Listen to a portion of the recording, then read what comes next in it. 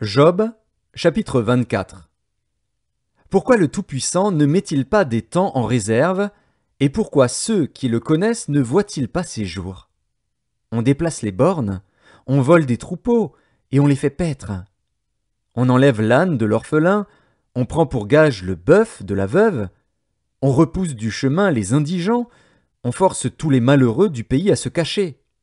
Et voici, comme les ânes sauvages du désert, ils sortent le matin pour chercher de la nourriture, ils n'ont que le désert pour trouver le pain de leurs enfants.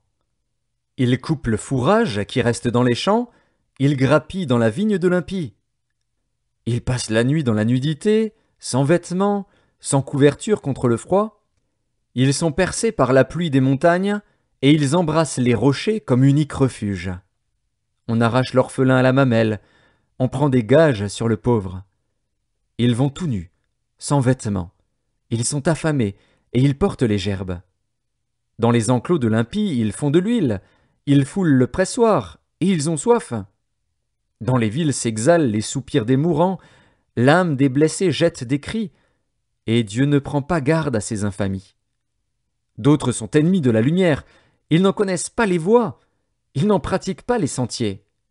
L'assassin se lève au point du jour, tue le pauvre et l'indigent, et il dérobe pendant la nuit. L'œil de l'adultère épie le crépuscule. Personne ne me verra, dit-il, et il met un voile sur sa figure. La nuit, ils forcent les maisons. Le jour, ils se tiennent enfermés. Ils ne connaissent pas la lumière. Pour eux, le matin, c'est l'ombre de la mort. Ils en éprouvent toutes les terreurs. Et quoi? L'impie est d'un poids léger sur la face des eaux. Il n'a sur la terre qu'une part maudite. Il ne prend jamais le chemin des vignes. Comme la sécheresse et la chaleur absorbent les eaux de la neige, ainsi le séjour des morts engloutit ceux qui pêchent. Quoi? Le sein maternel l'oublie. Les vers en font leur délice.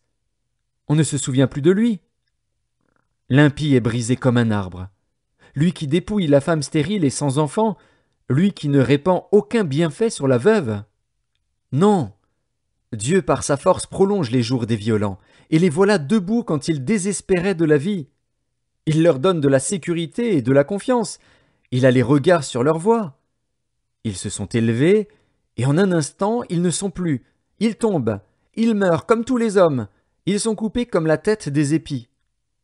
S'il n'en est pas ainsi, qui me démentira? Qui réduira mes paroles à néant?